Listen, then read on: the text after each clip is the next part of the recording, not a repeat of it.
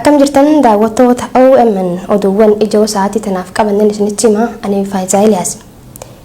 Namni lubbuun jiru gaafa bacaqii gannaa bahee booqaa birraa argu irreeffatee waaqaaf galata galcha. Kanaaf Oromoon akkuma bara dheengaddaa barnas irreecha Finfinnee fi kan horaa Arsadee deemee akka irreeffatu ni abdannaa jaan pirezidaantiin waldaa Maccaa fi Tuulamaa obbo Dirribii Damise irreechi guyyaa galateeffannaatii kan jaan obbo Dirribiin bara ulfaataa san waldaan Maccaaf Tuulamaa abbootii gadaa Tuulamaa wajjin ta'uun irreechi Oromoo sirna gita bittootaatiin haphatee ture akka deebi'ee jabaatuuf hayyoota akka Maammoo Gadaa, Siisaay Sooressaa, Baqqalaa Jiraataa fi hayyoota biroo hedduu wajjin hojjetaa akka turanis dubbatanii jiran. Eenyummaan Oromoo kan ifoomu, tokkummaan Oromoo kan jabaatu yoo aadaa abbootii teenyaa irratti cittinee hojjennedha jaan. Kanaaf irreecha baranaaf mootummaan haala mijeessuu fi nageenya uummataafis akka eegu ni gaafanna. Mootummaa naannoo Oromiyaa fi bulchiinsa magaalaa Finfinnee wajjinis marii ni taasifnaa jaani.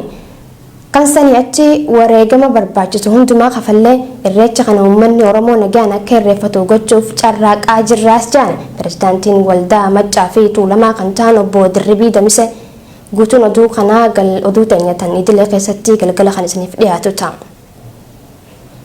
Lixa Oromiyaa naannoo magaalaa Dambidollatti hidhaa fi ajjeechaan waraana mootummaatiin hawaasa nagaa irratti gaggeeffamaa jiru daran hammaatee jiraa jiru jiraattota keessaa kanneen OMN bilbilaan dubbise. Poolisoonni addaa Oromiyaa guyyoota afuriin dura namoota 3 kanneen umriin isaanii 18 gad ta'an faallaa mootummaa deemtu jechuun rasaasatti dhukaasanii kan ajjeesan ta'uun gabaafame. Sababii mormii uggura geejjibaa fi qoqqobbii dinagdee guyyoota 5 dabran gaggeeffamaa tureen walqabatee namoota sochii kanaan shoora olaanaa taphatan jaanii amanan biroo hedduus kan hidhaa jiran ta'uu maddeen keenya OMN itti himanii jiran. Lola hidhattoonni naannoo Affaar daangaa dabruun horsiisee bultoota Oromoo Walloo irratti bananiin namoonni 5 madaa'uu maddeen gabaasani. Walloo aanaa baatetti halkan edaa hidhattoonni naannoo Affaar 2 iddoo lafa qonnaa tan uummanni Oromoo Walloo irra jiraatu dhaqanii weeraruun daa'ima waggaa 11 fi manguddoo ganna 65 rasaasaan rukutanii jaamaddi keenya baatee irraa odeessa kana nuuf laate.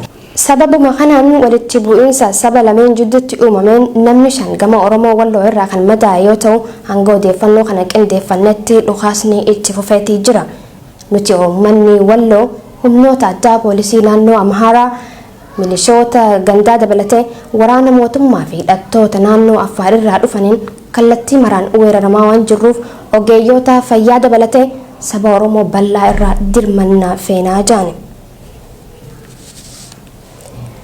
Magaalaa Agodaay fi Harar keessatti waraanni raayyaa ittisa mootummaa Itoophiyaa fi poolisoonni idilee magaalota kanneen waliin ta'uudhaan saamicha nurratti gaggeessaa jiru jaan jiraattootni magaalota kanneen humnoonni kunneen dukkana daheeffachuun halkan daandii konkolaataa irratti ba'anii namoota karaa irra deeman ukkaamsuun qabeenya uummataa saamaa jiran jaame.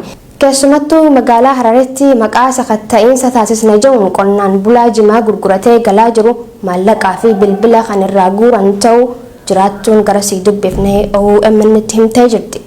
Haalli jiru hedduu fokkisaa ta'uu kan eertu jiraattuun tun yaaliin gudeeddaas dubartoota irratti raawwatamaa jira jechuun dubbatti. Waraanni kunneen naannoo Hammarreessaatti qubsiifamuun namoota karaa deemanis reebicha irratti raawwachaa jiraachuu himti. Duulli namoota nagaa jumlaan hidhuu cimee itti fufee jira. Halkanuma edaatu namoonni baay'een magaalota kanneen keessaa funaanamuun kan hidhaman ta'uu hamma ammaatti namoonni 23 ta'an murtee tokko malee mana hidhaa keessatti dararamaa kan jiran ta'uu kan mirkaneessudha. Oduu qabateen godina Booranaa Aanaadhaas magaalaa Borbor keessatti ogeeyyiin fayyaa 4 kanneen maqaan isaanii Diidoo Boruu, Abdii Yusuf, Gannaa Aalamuu fi Gurraachoo Dheeressaa jaaman wixata dabre gaafa qaammee 2 sababaa tokkoon malatti hidhamanii jiran jechuun namni garasii dubbifnee OMN itti himee jira.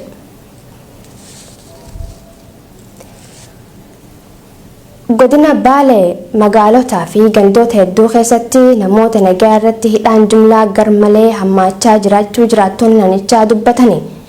Jiraataan gamasii bilbilaan dubbifne tokko akka nuuf himetti waraanni mootummaa Itoophiyaa humnoota ol magaalotaa fi gandoota keessa bobba'uun hawaasa naannichaa goolaa jiran ja'a. qeerroo fi qarreewwan Oromoo kan waraana mootummaa jalaa miliquun gara gandoota ollaatti baqatanii turan adamsanii hidhaa akka jiranis maddi keenya kun OMN'f himee jira.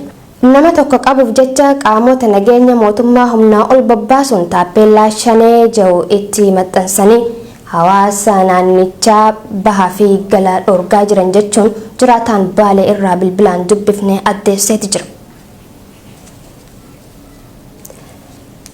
Qeerroowwan Jimmaa ajjeefamuu artist Haacaaluu Hundeessaa hidhamuu hogganoota siyaasaa Oromoo ajjeechaa hidhaa fi roorroo uummata Oromoo irratti gahaa jiru sababeeffachuun tiishartii suuraa Jawaar Mohaammed dabalatee hoggantoota Oromoo ofirraa qabu hojjechiifachuun uffachuun sirna mootummaa Itoophiyaa biyyiin durfamu balaaleeffatani.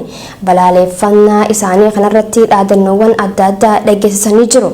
Dhaadannoowwan dhageessifaman keessa gantuun bakka nun buutu hidhamtoonni siyaasaa Oromoo nuuf haa hiikaman, qaamni Haacaaluu ajjeesee nuuf haa ba'u, ajjeechaan Oromoo irraa haa dhaabbatu, nuti qeerroon Jimmaa akkuma qeerroo Oromiyaa guutuu gocha mootummaa kanaa ni morminaa fi kanneen kana fakkaatanidha. Qeerroon OMN'f yaada isaa kenne tokko akka ibsetti humnoonni mootummaa badii tokko malatti qeerroowwan baay'ee jumlaan hidhaa jiraachuus dubbata. Ajjeechaan Haacaaluu Hundeessaa irra qaqqabe namni qaamni itti gaafatamummaa fudhatu jabaatee ifa nuufa ba'u mootummaan nama nyaataan ergama Minilik bakkaan ga'u kun nurraa haa ka'u. Erga artist Haacaaluun ajjeefame kaasee hanga ammaatti warreen hidhaman hedduun murtii takka malee mana hidhaatti dararamaa jiraachuus maddi keenya kun ibseetii jira. Tolegaa daawwattoota keenya kabajamoo fi jaallatamoo oduuwwan ijoon sa'aatii tanaaf qabannee dhiyaanne hanga ammaa daawwachaa ture. Oduuwwan keenya idilee galgalaan kan walitti deebinu ta'a. Ammas ittuu nagaan nuuf tura.